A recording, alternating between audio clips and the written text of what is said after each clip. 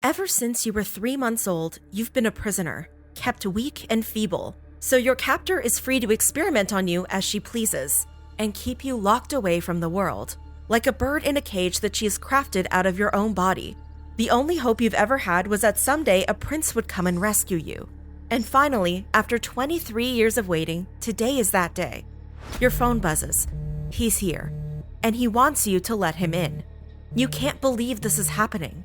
Your mother is home, but she's asleep in the other room. It's now or never. Grabbing a pair of blue gloves, duct tape, and a knife, you go to the front door to open it for your prince. But little do you know that what happens next will not set you free, but instead send you to yet another prison. That's what happened to a Missouri woman, and as of recently, she's been freed. My best life, and y'all can't take that from me. But the public is divided. Really weird how she's being celebrated. Analyzing both her behavior, some go as far to say it's you're dangerous, and her husband's. She was manipulated. She looks super uncomfortable. It just feels off to me. On one hand, she's the victim. I share my story to be a cautionary tale. On the other, she's the perpetrator. People call her the master manipulator. Let's unravel the complex story of Gypsy Rose and find out where she is now. Ask anyone in Springfield, Missouri, and they would have told you the same thing. Gypsy Rose Blanchard and her mother Clauddine, known by her nickname Dee Dee, were best friends. After all, wherever Gypsy went, there was her mother by her side, holding her hand and beaming as they all showed face at community events, spoke at charities, and attended doctor's appointments, one after the other. Concerningly thin, wheelchair-bound, and hairless, you didn't have to know Gypsy's medical history to see the child wasn't well. Where are you going today? I'm going to Children's Mercy Hospital to see my dentist. For my teeth. And while Hurricane Katrina might have destroyed Gypsy's medical records, along with the Blanchard home when it ravaged their home state of Louisiana in 2005, for those curious, Dee Dee was happy to explain her daughter's various ailments in meticulous detail. According to Dee Dee, Gypsy was just 3 months old when she developed sleep apnea, which led to her requiring a breathing apparatus. After that, she was diagnosed with a chromosomal disorder, which opened the door to a host of other issues, including muscular dystrophy, epilepsy, vision and hearing impairment, asthma, brain damage, and leukemia. Yet Dee Dee took on the task of being the sole caregiver of her disabled child with admirable gusto, quitting her job to devote her time to her daughter, whether that involved wheeling her to appointments or lugging her oxygen tank and feeding tube to public outings. Yes, Dee Dee's purpose in life was Gypsy and Gypsy alone. You're the reason I was born to be your mom. And since being airlifted by helicopter out of Louisiana and into Springfield, Missouri following Hurricane Katrina, the mother and daughter pair had become the city's local feel-good story. They were local darlings. I mean, they were the shining star in this town of people who can outlast adversity and get through everything. In fact, Dee Dee and Gypsy were so beloved by the community that they were given a home by Habitat for Humanity, complete with a custom wheelchair ramp just for Gypsy. I remember my mom had gave me this little glass house, and she said, one day this will be real. And now it finally is. But was the story of Dee Dee and Gypsy Blanchard as heartwarming as it appeared? Or was there something amiss behind their motion picture-worthy displays of doting mother and sickly daughter? Well, if you were visiting their little pink house on Volunteer Way at the right moment, you might just catch a glimpse of the truth. Gypsy Rose Blanchard tiptoeing down the hall as her mother slept, with no help from her wheelchair. Gypsy could walk, that she knew. However, when it came to her other ailments, let's just say she had no clue how deep her mother's con went. See, according to every medical test that Dee Dee had subjected Gypsy to, her daughter wasn't sick at all. She didn't need a breathing apparatus, she had no signs of muscular dystrophy, and despite Dee Dee pulling her out of school sometime before the 2nd grade, she didn't have brain damage that gave her the mental capacity of a 7-year-old. In fact, Gypsy was quite bright. But sometimes a severe level of manipulation can affect anyone. Dee Dee had managed to trick her daughter and numerous medical professionals into believing her fake illnesses. As for those times that lab tests failed to confirm her diagnoses, Dee Dee responded by simply taking Gypsy elsewhere, enlisting the services of over 100 doctors over the years to keep her daughter good and, well, sick. And when all else failed, there was always reinvention, and relocating to Missouri provided the catalyst for just that. Upon their move, Dee Dee added an E to their last name, started going by Clauddine, and known for constantly changing Gypsy's birth date, lowered her daughter's age from 14 to 12. A fib locals were inclined to believe given Gypsy's slight height at only 4'11". In fact, even Dee Dee's daughter didn't know her real age, only once spotting her real birthday on a certificate her mother pulled out at the hospital, July 27, 1991, a date Dee Dee told her was a misprint. And of course, losing their medical records in Katrina proved awfully convenient for Dee Dee, who, with her background as a nurse's aide, could spout off enough medical jargon to satisfy any inquisitive doctor. Dee Dee was pretty clear that Gypsy had a history of cancer, asthma, some sort of muscular disorder. There's a term for this level of medical misrepresentation, Munchausen syndrome by proxy. This is a condition where a caregiver, more often than not a mother, pretends the person in their care is sick. And while it's an agreement that Munchausen syndrome by proxy is a form of medical child abuse, its status as a mental illness in the American Psychiatric Association's diagnostic manual remains under debate by experts. These people are not insane. They are exceedingly calculated.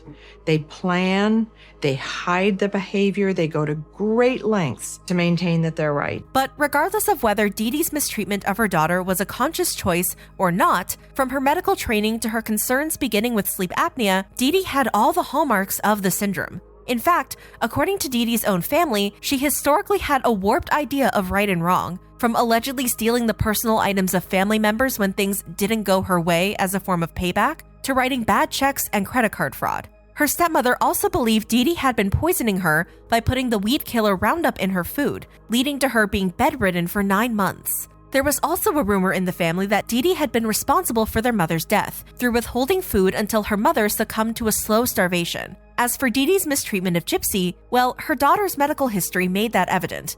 Unbeknownst to doctors, Dee Dee had essentially donated her daughter's still living and breathing body to science to be experimented on as she saw fit. And so, at Dee Dee's discretion, Gypsy had her eyes operated on, tubes placed in her ears, and a muscle biopsy that left her permanently scarred. At one point, Dee Dee allegedly even applied a topical anesthetic to Gypsy's gums to make her produce excessive amounts of drool. She then took her daughter to the doctor, first to get Gypsy's salivary glands injected with Botox, and when that didn't solve the imaginary problem, have her salivary glands fully removed. Dee Dee also had a feeding tube inserted into Gypsy's stomach, a procedure her daughter had to go through twice a year since she was 8 as her stomach acid eroded the hardware. These biannual appointments were both painful and unnecessary, as Gypsy knew she had no issues consuming solid food. Still, under her mother's care, she was restricted to the tube and a diet of Pediasure. Of course, doctors had no clue they were operating on a healthy patient, as Dee Dee had her ways of making her daughter look sicker than she was. And Gypsy, well, she was willing to do anything her mother said. For one, she allowed her mother to shave her head after she told her she had leukemia. "It's going to fall out anyway, so let's keep it nice and neat," Dee Dee said, soothing her through it. When Dee Dee told her she had muscular dystrophy, Gypsy agreed to use a walker. And after getting in a motorcycle accident with her grandfather at the age of 7 where she skinned her knee, she allowed her mother to place her in a wheelchair. Gypsy also let her mother medicate her as she saw fit. The linen closet in their home had become Dee Dee's personal pharmacy, brimming with the various medications that Dee Dee had been able to procure through her fraud. Often these medications were heavy, especially the one used to treat Gypsy's non-existent epilepsy that led to her teeth rotting and then having to be extracted. Yes, Gypsy trusted that her mother knew best, with Dee Dee always there to hold her hand and squeeze it if she said something she didn't like. Physically, there was some hugging and hand-holding and those type of things. Nothing unusual. However, there was one doctor who caught on to Dee Dee's game. After seeing the Blanchards in 2007, pediatric neurologist Bernardo Flasterstein wrote in his notes for Gypsy's primary care doctor that her mother was not a good historian. The entry was underlined and bolded for emphasis. During the appointment, he also ran tests for Gypsy's muscular dystrophy, and everything from the MRIs to the blood work to having Gypsy stand and support her own weight suggested the diagnosis was false. "I don't see any reason why she doesn't walk," he told Dee Dee. After learning from other doctors that she tested negative for muscular dystrophy already, Dr. Flasterstein wrote in the file that when it came to Gypsy's ailments, there was a strong possibility of Munchausen by proxy. Gypsy and Dee Dee stopped seeing Dr. Flasterstein after that, and given the support they had from the local medical community, he didn't press the matter. But this wasn't the only time a tip threatened to expose Dee Dee's fraud. In 2009, the Springfield Police Department received an anonymous call asking for a wellness check on the Blanchard household, The caller told law enforcement they had reasons to doubt that Gypsy was really as sick as her mother said she was. However, once police arrived and asked Dee Dee about the changes to her last name and Gypsy's different birth date, she claimed this was an effort to hide their whereabouts from her abusive ex-husband. Satisfied with her answer, law enforcement didn't investigate the matter any further. But why? Why was Dee Dee so determined to carry out this charade?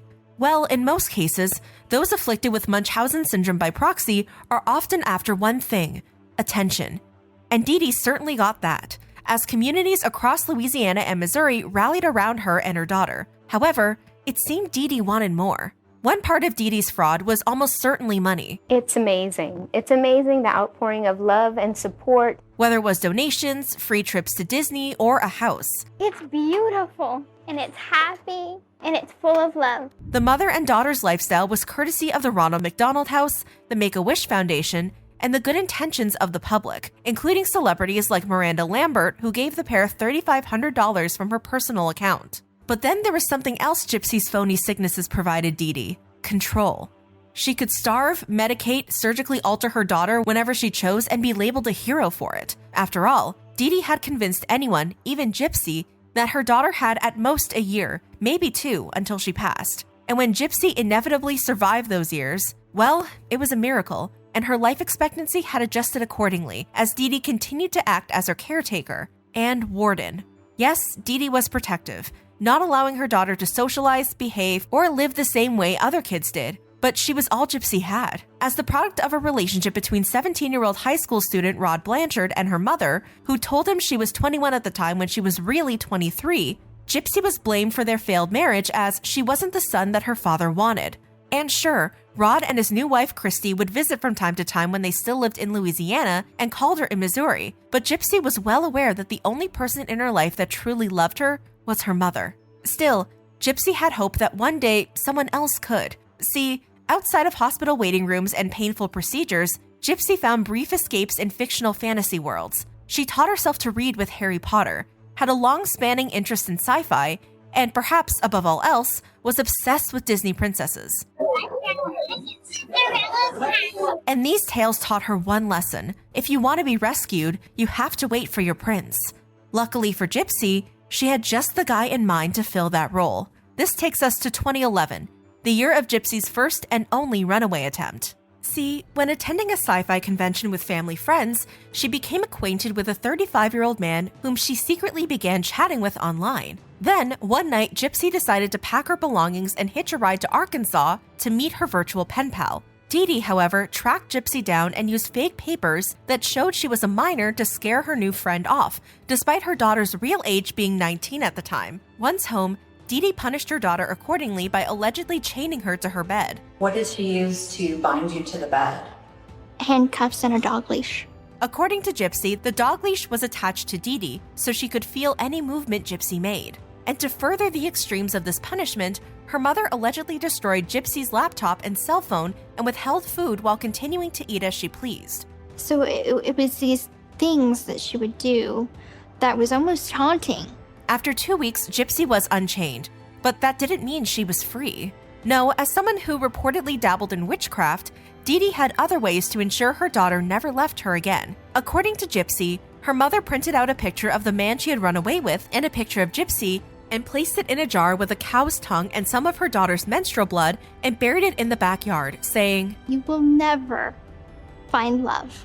You will never be happy." That, simply running away, ceased to be an option for Gypsy. It's mental, it's emotional, it's physical. All these reasons combined together is what prevented me from just walking out of that situation. Still, Gypsy found her own way to numb herself to the hopelessness of her life: painkillers. Yes, stealing from her mother's medical supply, Gypsy had secretly developed a serious addiction. And that wasn't the only bad behavior Gypsy had managed to hide from Mommy Dearest. See, in 2012, Gypsy created a profile on a Christian dating site where she began exchanging messages with a man from Big Bend, Wisconsin. His name was Nick Godejohn. She was in love with him. She thought that he was going to be the prince that came and finally saved her and got her out of her locked tower, and they'd live happily ever after. Nick was autistic and, like Gypsy, was looking for a connection that he hadn't formed in the real world. Possibly due to that isolation, His messages were immediately intense, telling Gypsy he was attracted to her because she seemed pure, and reminding her to capitalize his name as a sign of respect. Gypsy too made her feelings transparent, creating at least 5 Facebook accounts to communicate with Nick under different aliases, one of which was called Nicholas Bella Rose, where she posted anime couples and about twin flames. Days into their correspondence, on October 17, 2012, the account announced that they were in a relationship, and it seemed nothing Gypsy said would scare Nick off. No, Nick didn't care when his girlfriend told him she was in a wheelchair, nor did he care when she revealed it was a farce. Similarly, Gypsy wasn't scared off by Nick's alter egos. According to Nick, he had multiple personalities that started out as voices, explaining to Gypsy over text, "Instead of getting rid of him, they become part of me, baby." "Promise me the good part of you will never die," Gypsy responded. Nick reassured her, "Baby, it could never die." The good part, that was Nick. The bad part, well, sometimes this was a 500-year-old vampire named Victor. Other times, it was a personality he simply referred to as the Black One. He'd first become aware of this part of him at just 14 years old. It was 9 o'clock at nighttime. I was in my grandma's house. I just remember looking in the mirror and I saw a glimpse of something I didn't recognize in my eye. It was almost like something was trying to tell me, "Oh yeah, I'm here." And while he tried to suppress it, I knew there was a darker part of me, and I was actually quite terrified to actually explore it. With Gypsy, he felt free to unleash this side of himself. Gypsy could tell when Nick's dark side had taken over, because he would take on a frightening voice and talk about the unspeakable things he wanted to do to her, from SA to murder. But in love with the good side of her boyfriend, and likely as a byproduct of being raised by her mother, Gypsy was an expert at adapting to the desires of others. So she molded herself to the kinks and preferences of Nick's various personalities, even creating the evil and, notably, part werewolf alter ego Ruby to satisfy vampiric Victor. As Nick and Gypsy's relationship progressed, they wanted to take their virtual connection IRL, but first, they had to win Dee Dee's approval. Knowing her mother's protective nature, Gypsy arranged for them to run into each other at a March 2015 screening of Cinderella. Gypsy was dressed as the titular character, sitting next to her mother, when Nick, dressed as Prince Charming, sat next to them and introduced himself. During the film, their plan to meet up in a men's bathroom stall and get intimate went off without a hitch. Their plan for Nick to awe Dee Dee, however, not so seamless. In fact, according to Gypsy, her mother hadn't been charmed by her prince whatsoever. She got jealous because I was spending a little too much attention on him, and she had ordered me to stay away from him. After that screening, Dee Dee no longer felt like her mother, but her captor. Gypsy needed to be with Nick, with or without her mother's approval. Gypsy suggested that if she was to get pregnant, her mother would have to let her be with Nick. And since they'd already picked names for their future kids, and Gypsy had started stealing baby clothes from Walmart, why not get a head start? Nick, however, said his mother would not allow that. By this point, Gypsy only had one idea left, and so she asked Nick one question that would change their lives forever. "Would you kill my mother for me?" This wasn't the first time Gypsy had considered taking her mother's life. Back in 2011, after her first attempt at running away, Gypsy had made plans to flee her home again. Her mother, however, found the bag she had packed and confronted her. At the moment, when Gypsy's mind was flooding with all the ways Dee Dee was going to make her life hell, she noticed something glinting on the table, her mother's firearm. In a split-second decision, Gypsy grabbed the gun, threatened her mother with it, and before she could think, fired. Dee Dee was hit over 10 times, a fatal attack, if the firearm had been real. Turns out, it wasn't. Gypsy had simply shot her mother with a BB gun. At the time, she'd been relieved. But now, with the help of Nick, Gypsy planned to end her mother's life for good. They spent over a year discussing the ways they could do it, considering poison, arson, and more before settling on stabbing. It was decided that Nick had to be the one to do it, as Gypsy was too squeamish, and according to Nick himself, his evil side took pleasure in killing. Yet, despite their plan, 2 weeks before the scheduled murder, Gypsy had second thoughts. It wasn't until days later, after Gypsy and Dee Dee got into a fight after she told her mother she didn't want to wear a feeding tube and to cancel her upcoming procedure, and her mother allegedly told her that there was nothing she could do about it, that the plan was cemented. Murder, Gypsy decided, was the only way out. On June 9th, Nick texted Gypsy that he'd arrived in Springfield. He asked Gypsy to wear red nail polish and lipstick upon his arrival, and settled for pink polish and gloss when she said she didn't have red. He texted Gypsy that his evil side would require duct tape to muffle her mother. At 2:07 a.m., after Dee Dee had fallen asleep, Nick texted her, "I'm here and you get your To the bathroom, you opened the door. Yes, sir, I'm going now, sir, Gypsy replied. Gypsy, allegedly numb by painkillers to the events that were about to unfold, went to the door and handed Nick blue gloves, duct tape, and a knife she'd stolen from Walmart. She then hid in the washroom, covering her ears as she heard her mother scream and call out her name. Then everything just went quiet. Nick knocked at the bathroom door 3 times and scratched twice, their signal that the job was done. And Gypsy greeted her boyfriend as he had requested, without any clothing on. Before fleeing the scene, Gypsy grabbed $4,000 from her mother's room. The two then checked into a Days Inn. Over the next few days, Nick and Gypsy behaved more like honeymooners than fugitives on the run, taking in the local sights of Springfield before taking a bus to Nick's family's home in Big Bend, Wisconsin. Gypsy, however, did have one fear plaguing her mind. What if nobody found her mother? To make sure this didn't happen, she logged into Dee Dee's Facebook and from there, posted a status update that would unintentionally lead law enforcement straight to Nick's doorstep. If you didn't know any better, you might think Dee Dee's last social media post on June 14, 2015, written 5 days after she was murdered, was the headline to a wildly inappropriate obituary. That bitch is dead, the status read. Initially, the general consensus was that Dee Dee had been hacked, with one user even speculating, "Sounds like y'all are watching a movie." But then Gypsy commented again as Dee Dee, writing that her daughter had been SA'd. Concerns grew as friends commented they were going to check their house and call the police. And once law enforcement arrived at the Blanchard residence, the grisly crime was finally exposed. There, in her bedroom, painted pink to match the outside of the house, under a duvet, was Dee Dee, who, as the 17 stab wounds to her body made clear, had not passed peacefully in her sleep. And we found Dee Dee Blanchard deceased and of a violent nature. We're still actively looking for Gypsy. However, law enforcement didn't have to look for long. See, they were able to trace the IP address of Dee Dee's last Facebook post straight to Nick Godejohn's house in Big Bend, Wisconsin. Soon enough, word was out that Gypsy and Nick had been apprehended. And a search of Nick's family's home that found bloody clothing, a bag of cash, and an envelope that was mailed from Springfield to Wisconsin with a murder weapon inside meant the whodunit was all but solved. Yet it wasn't until Gypsy entered the court, walking and not wheeling, that it became clear the case of Gypsy Rose Blanchard would be anything but normal. And I want to start off with saying things are not always as they appear. The story is growing increasingly bizarre. Phil did not want to believe that she could walk when they showed her on the news. In fact, I rewound it and played it multiple times because that's not who we knew. As Gypsy's arrest revealed, the sickly teenager wasn't sickly or a teen at all. She was 23 and able to walk and converse with the same ability as anyone her age. But as bad as these revelations looked, Gypsy clung to her innocence. Your mom's dead, okay? Now, what I want to ask you is, your mom's passed away, okay? She's deceased, all right? Now, what I want to ask you, did you have involvement in this? Okay.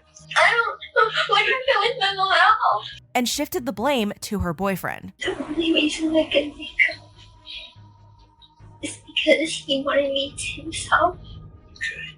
Because my mom kept on getting in the way of us being together. Nick, well, he proved easier to pry information from. If you love Gypsy, then you're not going to let Gypsy get in trouble without you being there to help her, okay? I understand. Soon into the interrogation, the 26-year-old admitted to the crime, claiming he wouldn't have done it if anyone else had asked. I truly do worship her to the point there's nothing I want to do for her. Okay. Well, I think you've proved that, right? But worship for Gypsy aside, Nick's record wasn't exactly spotless prior to the murder. In 2013, he was arrested after watching adult entertainment on his laptop in a McDonald's for nearly 9 hours while carrying a concealed weapon. And from the line of questioning his interview took, it seemed Gypsy's boyfriend might have been fighting some other perversions on the night of June 9th. What do you think about people that have sex with dead bodies? It's quite disturbing, honestly. I don't like necrophilia. What does that mean, necrophilia? Necrophilia actually means that they're dead. No, I only know the word because I tend to look up words that seem to be popular in today's culture, so okay. Yeah. But while Nick may not have admitted to an urge to violate his girlfriend's mother after the murder, he couldn't deny he had shared a fantasy with Gypsy about what he wanted to do to Dee Dee. One of the things that she might have said was that you had mentioned that you'd like to rape her mom. Yeah, at one point I was thinking about it. Okay. I did actually mention that I was thinking about it, but then I changed my mind because I felt bad for just the whole situation of having to kill her mom in general. Okay. So I decided to just kill her quickly. Okay. Quick, maybe, but that didn't mean Nick, or rather Nick's dark side, didn't have time to whisper some not-so-sweet nothings to Dee Dee as he took her life. The one thing he said was, you're dead to me, is one thing he said. Who said? That part of me said. I think one of the things he said was, stop resisting, you know you're dead. According to Nick, after he was done, he had Gypsy clean the blood from a wound on his finger, fulfilling a fantasy he had. They were then intimate in Gypsy's bedroom, something she later claimed stopped being consensual partway through, causing her to resort to a natural response. I called for my mother. And while Gypsy might have initially denied what really happened that night, Listen to me, okay, sweetheart? You know what happened to your mom, okay? No, tell lies. Okay? And don't sit here and lie to me. it wasn't long before the full truth, even the parts that had been hidden from Gypsy, was exposed. See, when Gypsy was put in Greene County Jail in Missouri following the crime, she was directed to the infirmary in order to receive medication for her epilepsy and other illnesses, including leukemia, muscular dystrophy, vision and hearing impairment, and asthma. The doctor, however, gave her a clean bill of health. It was at this moment, for the first time in her life, that Gypsy was told she wasn't dying. I knew that I didn't need the feeding tube. I knew that I could eat, and I knew that I could walk, but I did believe my mother when she said that I had leukemia. Soon after this, Gypsy's attorneys informed her of the many ways her mother had allowed her to be medically abused, tainting the news that she would live with the knowledge of what Dee Dee had done. So I felt, did I ever know her at all? My own mother? But while Gypsy might have lost her mother, through her arrest, she gained support she never knew she had. As it turned out, despite what Dee Dee had told Gypsy, her father, Rod Blanchard, had wanted to be a part of her life from the second he welcomed his healthy baby girl into the world. Nothing wrong with her. She looked perfect. Of course, he'd taken his ex at her word when she told him Gypsy's health was deteriorating, and through moves, canceled visits, and monitored phone calls, Dee Dee managed to keep him and his new wife Christy just as in the dark as Gypsy's doctors and Gypsy herself. She'd even convinced Gypsy that her father didn't care about her, going so far as to allegedly present the birthday and Christmas gifts Rod sent for his daughter every year and claim they were from her. As far as what Gypsy had done, her father, her stepmother, her half-siblings, and even multiple family members from Dee Dee's side gave her their full support. They told Gypsy they always had and still did want to be a part of her life. Of course, due to her crime, they would have to wait, but not as long as you might think. See, given the extent of Gypsy's mistreatment, in July 2016, she was offered a plea deal that, in exchange for pleading guilty, sentenced her to just 10 years for the second-degree murder of her mother. On the other hand, Gypsy's partner in crime wasn't shown the same leniency. Nick went to trial in November 2018, where his defense argued that their client didn't have the mental capacity required to commit first-degree murder, a charge that relies on premeditation. Instead, his team claimed Nick had been manipulated by Gypsy into carrying out the crime and should have his charges reduced to second-degree murder. However, according to the prosecution, it wasn't Gypsy that guided Nick's killing, but his desire to be with her that came with just one obstacle. The only thing that stood between him being with Gypsy was Clauddine. Gypsy testified during the trial, and unlike in her initial interrogation, admitted that she had been the one that hatched the plan and talked Nick into taking the life of her mother, as it seemed like the only way to break the cycle of abuse. Why did you want to kill your mother? Because I wanted to be free of her hold on me. In the end, however, Nick was found guilty of first-degree murder and armed criminal action. He was sentenced to life without the possibility of parole, along with an additional 25 years for armed criminal action. Various people who followed the case have expressed empathy for Nick's sentence, with comments including, "As a parent of a child with autism, my mind cannot comprehend how this man is not being treated instead of punished. America is ridiculous. I pray lawyers are working on getting his sentence reduced. This is heartbreaking. Honestly, she manipulated this poor kid who clearly has issues to kill her mom." Others, however, have suggested the treatment Nick has received by the public is infantilizing. One of the main reasons I see people list for thinking he shouldn't have gone to prison is that he's autistic. Like, he literally said he wanted to know what it felt like to kill someone before this crime took place. He knew what murder was, and he wanted to do it. And that has absolutely nothing to do with autism. Another user pointed out, there's also the whole relieving himself in a McDonald's for 9 hours thing that people forget, which, last I checked, is not a recognized symptom of autism in the DSMV. Interviewed from jail in 2019, Nick made it clear that his love for Gypsy was undying. I still have feelings for her, and of course I will always have feelings for her, but Every human being needs to grow and learn from their mistakes. And I feel that's where me and her both are right now. And Gypsy had 10 years to do this learning and growing behind bars, which, strangely enough, was the first place in her life where she felt free. After all, the surveillance, restrictions, and rules Gypsy faced once inside weren't exactly unfamiliar. Prison isn't normal. No, not for most. But for me, it is. However, the privileges to socialize, build her vocabulary, and gain her GED, well, those were new. Gypsy spent her sentence learning about everything her mother shielded her from, including others' life experiences, TV shows, and menstrual products. Gypsy even managed to make friends, one of whom jumped to her defense when a former inmate posted a TikTok claiming they could see the evil in Gypsy's eyes. I was in prison with Gypsy. I actually knew her. She's my best friend. And there is no evils in her eyes. There's hurt in her eyes. There's pain from what she knows she's done and how people react to her every day of her life. She's going to have to go through this. She's always going to have some type of look in her eye. Still, prison presented its own challenges for Gypsy. It turned out that medication, similar to the pain pills she'd been addicted to, was also available behind bars, and it wasn't long before Gypsy fell into old habits. When she owed money, she asked her stepmother, Christy, to send $50, lying and saying she broke someone's CD player. It had been eating at me for years that I lied to Christy. I hated myself, and I hated what I became. Eventually, she told Christy the truth, and, to her surprise, her stepmother forgave her. After that incident, Gypsy worked to become sober, spending her spare time bettering herself, reminiscing, and gaining remorse. Yes, it was only in prison that Gypsy was able to come to terms with what she had done to her mother. Well, was it justice? No. She didn't deserve what happened. If anything, she just deserved to be where I am. But there was no going back in time. Do you miss your mom, Dee Dee?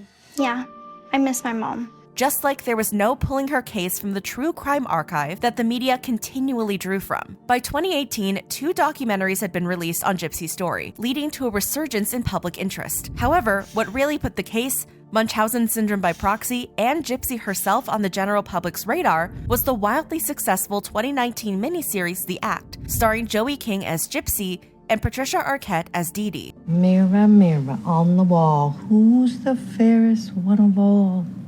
You are. No, you are. And as a result of all this attention, Gypsy hadn't just gained fans, but suitors. Over 250 men had written her in prison, including someone named Ken, who, moved by the HBO doc Mommy, Dead, and Dearest, had started corresponding with Gypsy over letters, phone calls, and eventually in person. By April 2019, a year after first meeting, Ken and Gypsy were engaged. Unfortunately, this didn't last, as the two broke up in August 2019, reportedly due to Ken not liking the increased media attention on their relationship following The Act. And while they briefly reconciled, attempting to keep their relationship more low-key, in 2021 they broke up for the second and final time. It was moments like these that Gypsy couldn't help but think of the hex her mother had cast to make certain she would never find love. I just think it's true because it's like every time I get close to someone, they leave me. But then, looking through the letters she received, one stuck out. Written on an envelope was an address in Louisiana, Gypsy's home state. The message inside was from a man named Ryan Scott Anderson. Ryan had been inspired to write Gypsy after his coworker told him they were writing a letter to Joe Exotic from the documentary Tiger King. He never considered that this could lead to a relationship between himself and Gypsy. When I wrote the letter to Gypsy, I really just thought she would get it and read it and be like, oh, that's sweet. Thank you for reaching out, and be like, okay, and just stick it in her stack of other letters. Gypsy, however, was taken by the letter. He sounded like a total sweetheart.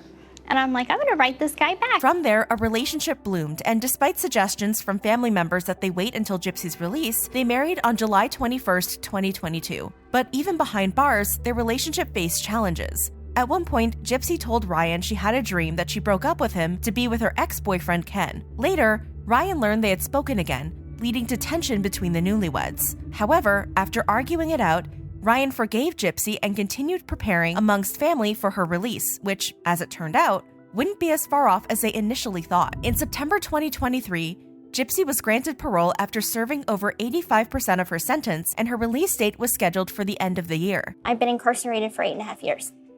I will be released on Thursday, December 28th. However, it wasn't just family and friends that were counting down the hours until Gypsy's release on December 28th. I'm excited. I'm super excited, super nervous, but in a good nervous. Like it's ready for it to happen. It's actually happening. But the public, from sick child to convicted felon to victim, Gypsy had an unconventional path to virtual stardom, but that's where she had ended up all the same. And it was due to this viral attention that Gypsy was released at 3:30 a.m. Her husband picked her up. Oh, it feels so weird being in a car. Oh, I missed you. I miss you too. You're free. I'm free.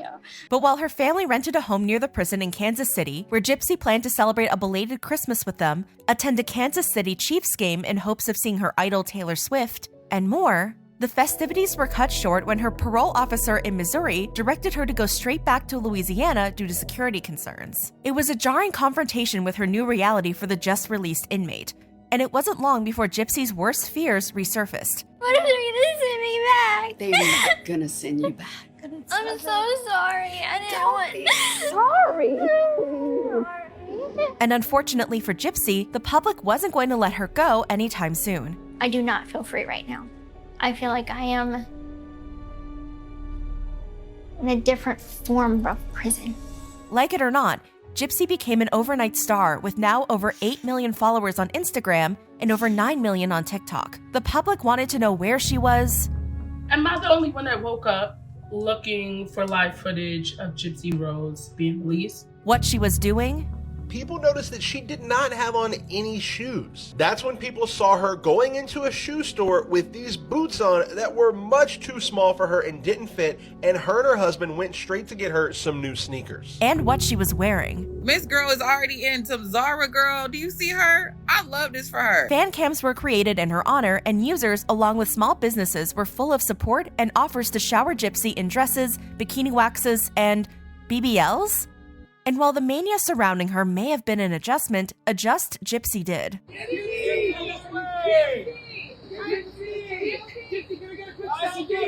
The former inmate has taken part in various interviews since her release, where she's provided insight into everything from her thoughts on her ex, Nick Godejohn. All I can really say is that I did my time. He's doing his time for his part. And I wish him well on his journey. To life on parole. I felt like I was in a black and white world and I just stepped into Technicolor. And while these interviews aren't always hard-hitting, Gypsy, what Taylor Swift era are you currently in? Because your dress is giving Reputation. Okay, I'm definitely in Midnight's era. A girl after my own heart. What's your favorite song off of Midnight's? Karma. 100% Karma. She said what she said. Some of Gypsy's statements have led to some serious revelations. For example, in her newly released Lifetime docuseries, The Prison Confessions of Gypsy Rose Blanchard, Gypsy alleged that her grandfather SA'd her when she was 4 years old. She claimed she wasn't brave enough to tell her mother until she was 19. Afterwards, her mother allegedly revealed he had done the same to her. It was hard for us both to come to grips with the fact that we had both been abused by the same person. And I think it makes me wonder what else, what other kinds of forms of abuse did she suffer that I don't know about, Gypsy said. When Gypsy's grandfather was told about the allegation, he claimed it was Gypsy who had touched him inappropriately. I had came to a place where I was going to call him and say, I forgive you. And then he got interviewed and I heard about his reaction. And I'm like, how could you? Like, not only are you saying that you didn't, but you're saying that I'm the one as a child at 4 years old. I'm the one that was trying to do you things. You don't even know what that is at 4 years old. No, absolutely not. Yeah. But with Gypsy in the public eye, so was her relationship. And while Gypsy believed Ryan was the one, did you get your happy ending? I think he did. Time will tell. I think I'm her Prince Charming.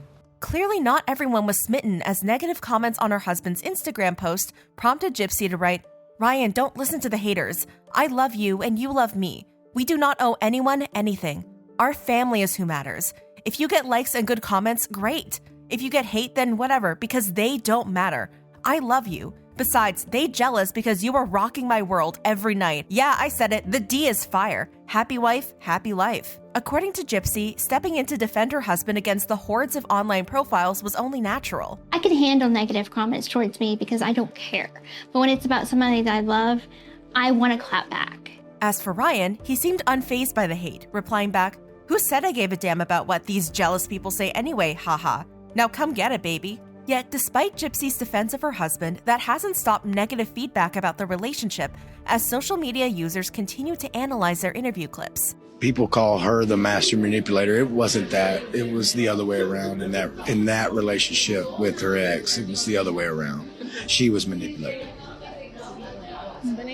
She looks super uncomfortable. I just feel like I'm right about this guy, and it just feels off to me. In fact, the public fascination with the couple has become so intense that it spawned a conspiracy theory that Ryan is actually Gypsy's brother based on his resemblance to Dee Dee, being from the state and his last name. But just with the family tree, it's weird how it says Anderson and his last name is Anderson. However, according to others, Ryan isn't the toxic party in the relationship.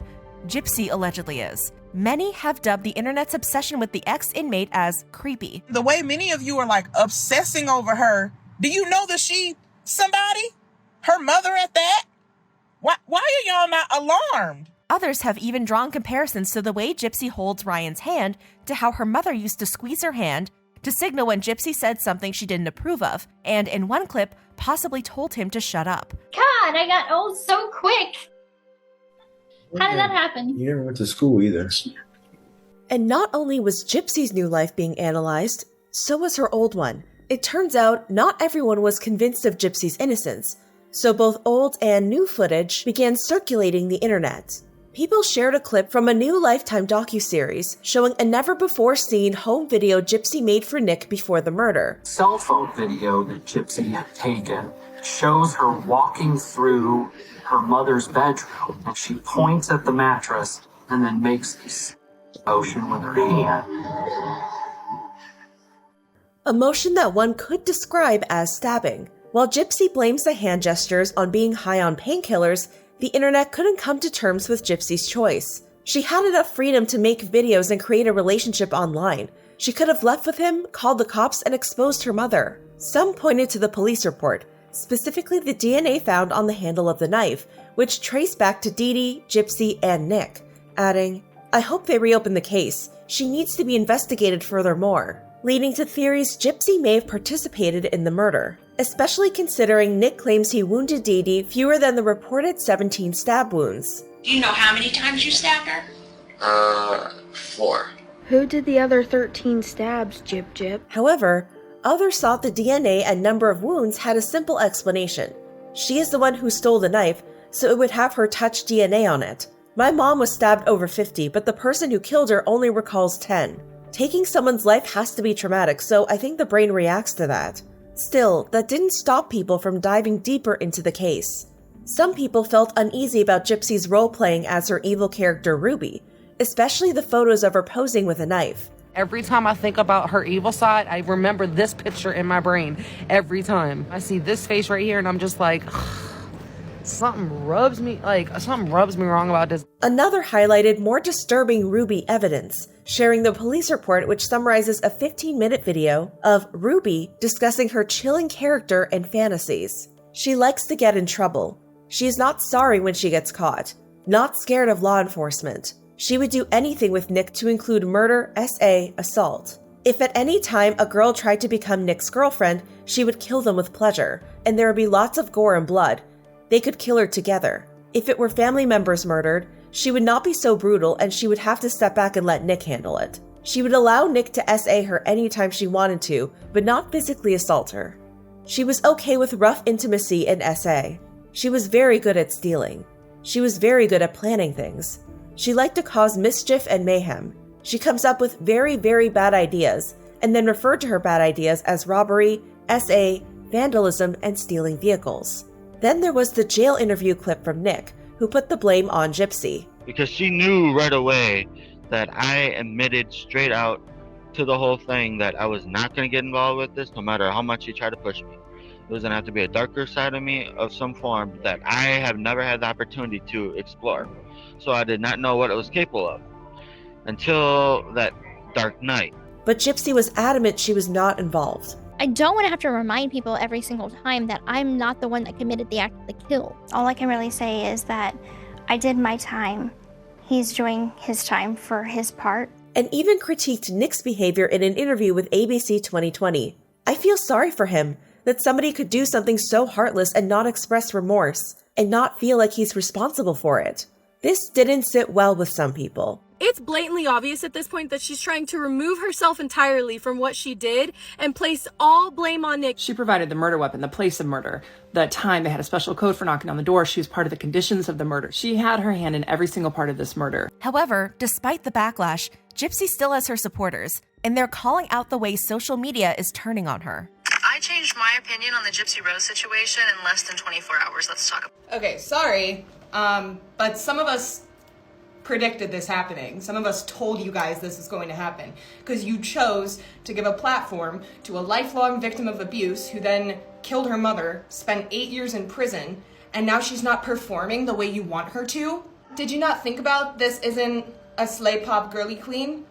This is a person that has a lifetime of trauma that you will never understand. But when it comes to Gypsy, she's aware there's no way she can convince people she's not the same master manipulator her mother was. I don't think I can convince anyone anything. All I can do is be myself, put myself out there and in the truest form. I'm not setting out to manipulate anyone. I'm just myself. And while Gypsy is having fun with social media after not being allowed to have it for the longest time, she claims her goal isn't fame. I always said I think I'm infamous, and then I came out famous, but that's not what I want. I want to be an influence for change. According to Gypsy, she wants to use her cautionary tale to draw awareness to Munchausen syndrome by proxy and show that victims have options rather than what she chose to do. One of my biggest regrets is not just calling my dad up and telling him what was going on in my life. Since her release, Gypsy has been spending time with her family, her husband, and her new puppy. And recently, she even donated her locks to a charity close to her heart. For me, not having hair was really hard on my self-esteem. And so I just want to do something to help other people that are going through issues with hair loss, because I know the only time that I ever felt beautiful is when I was wearing a wig. As for what the future holds for Gypsy, well, without her mother or a prison guard telling her what to do, it seems that choice is finally her own. Born into a lie and forced to play a part, Gypsy lived a life few will ever understand. We were bonded by this lie together, like we couldn't escape each other. You're the reason I was born to be your mama. At some point, this was going to blow up and boil over somehow. And how she chose to break free is something that will haunt her for the rest of her life. I wish I wouldn't have done any of that. But as the public keenly observes her first steps into autonomy, we will be watching her as she embarks on her freedom and what choices she's going to make. Whether Gypsy has found her happily ever after, I had to kiss a couple frogs to get to this one, or has been fooled once again, it just proves that happy endings are not just in fairy tales, they're real and true in real life also. Continues to be a topic for speculation. This is the story of Gypsy Rose Blanchard, the 32-year-old who is only now navigating freedom for the first time.